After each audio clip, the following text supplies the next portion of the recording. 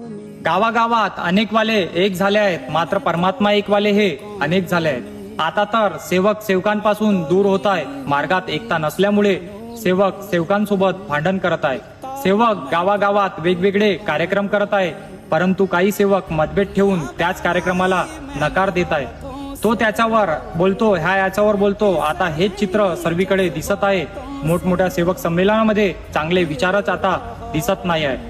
आता मात्र परमात्मा एक नाव इकडे तिकडे गाडीवर दिसत आहे, परंतु सेवक चर्चा बैठक व हवन कार्यामध्ये दिसतच नाही आहे. खरं ते समजतच नाही आहे. हवन पद्धती वेगवेगळी दिसत आहे. खरी हवन पद्धती कोणती सेवक मित्रांनो कोणी का बरं सांगतच नाही आहे. आठवा ते दुःखाचे दिस बाबाचे नाव मनात येत आहे. जेव्हा येतो सुख सेवका, मग का तुझ्यात स्वार्थ येत आहे.